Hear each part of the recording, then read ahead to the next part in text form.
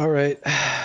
So I just put out a video kind of just showing you how audio works or music audio works in Forge, and just kind of like the basics. But I want to really explain everything and show you how I use it now. That way, um, anybody watching this will have as limited problems with it as possible. Because I have discovered a few things with it. Um, but Firstly, I'm gonna use, like I said in my video before, I'm gonna use area monitors mainly to trigger the start of a music of a music node. You don't have to. It's just the easiest way, in my opinion, because all somebody has to do is just walk right through it, and it will trigger. Also, and this is a map that I'm basically making as a template for making a campaign map. So I will be publishing this as soon as it's done. Um, that way, it'll be that much easier for you to just jump in, use this, and just start your own campaign map using these scripts also. Um, but yeah, I mean, audio it really isn't that tricky. It's very simple compared to other scripts. So, like I said in my other video, I'm gonna have a brain strictly for triggering music with area monitors at least. Um, and then I'm gonna have a on gameplay start. Make sure it's on gameplay start, not on game start if you wanna just put music on right away. Um, because if you use on game start, it will play music over the default music as you're loading in, and you don't want that. It sounds bad. This is when you start playing the game. Play music track for all players and stop music track for all players are the only two. These are the only two you're ever going to need. You don't really need any other ones.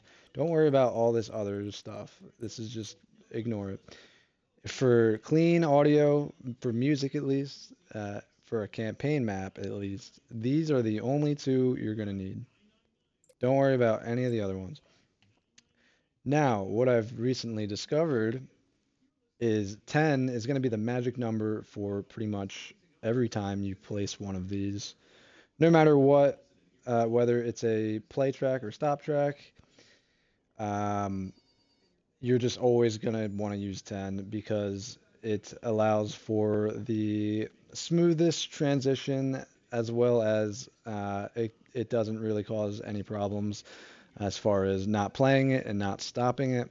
So just always use 10 no matter what. You'll find that you're not going to really have any issues. That way, it'll just fade out. It'll take 10 seconds to fade out and take 10 seconds to kind of fade in. Although it doesn't really seem like that. It sounds fine, and I'm going to show you. Um, so I'm just going to show an example of what the first encounter would look like on a map. So this is just, say this is like the area you start in, okay? And you're working your way to encounter one, which is right here. Um, this, well, this is just going to trigger my nav, basically telling me to go over there. This is going to trigger my my music node to stop, the one that I have to start at the beginning of gameplay. That will stop when I enter this area. Okay, so as you can see here, when entering encounter one, that's what I call it, encounter one music, the area monitor will search it um, for a player and a player in a vehicle. This is what that means. Okay. Boolean logic says if one of these is true, so it could be one or the other. It does not have to be both, which is and or.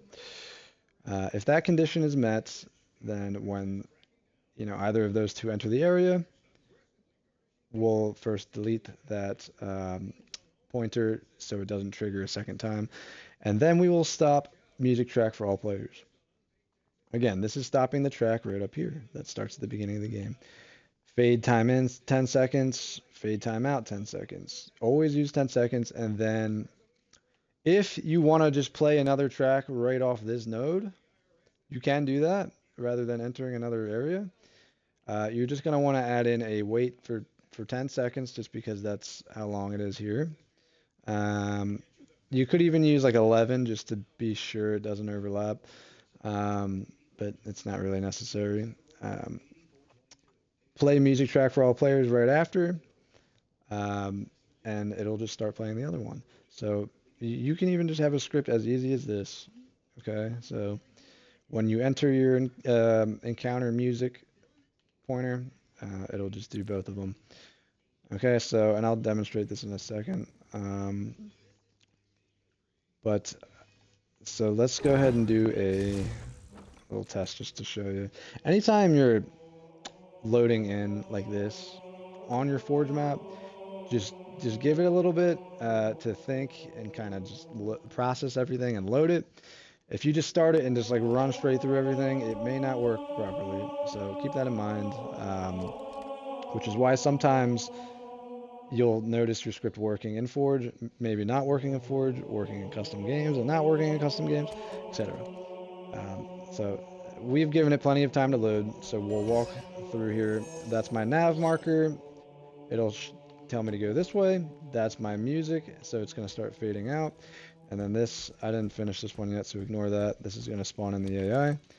If you listen, it will start playing the next one smoothly. So it just allows for a clean transition. So that's the way I recommend doing it. And that's really all you need to know about music nodes and scripting. This kind of stuff is really all you're going to need to do. And then you could just, you duplicate your previous script, so forth. Once you make one, you can just use it again. But of course, anything in red except this, any reference, you're going to, because those are unique, you're going to need to obviously change that for whatever the new one is. So in Encounter 2, if I'm doing the same thing, I'm going to have one labeled Encounter 2 music, and I'm not going to want to use the same one, obviously, that's right here. That'll be deleted because it deletes itself. But yeah, that's really it. I'm trying to think if there's anything I'm missing here. Again, if you're using a vehicle to drive through your area, it will not register as just a normal get is player because it's complicated like that. You need to do this. So you got to make sure it checks get vehicle driver, which I'm pretty sure is just under vehicles. Right here, get vehicle driver, right there. Just plug it into another get as player, add a Boolean logic, which is under logic, Boolean logic, and it's an or statement. So either or, if a player is in a vehicle or if a player is just on foot, we will branch into our script here. So yeah, that's really it. Any questions you have, I'm happy to help you guys. I'm even happy to come in and take a look at your map if you want me to. Sometimes just saying, oh, I have a problem, it's not working, it doesn't really tell me what is wrong. So if you have an issue, the more detail you give me, or if you want to just have me in your map, either of those, that's the best way for me to help you. And I want to help you. So when this map is complete, I'm going to publish this, also make another video on it, because it'll help you just jump right into it, making a campaign map. But that's for another time. Thanks for watching. Like I said, please ask me if you need help, because that's why I do this. I want to help. So we'll see you in the next one. Thanks.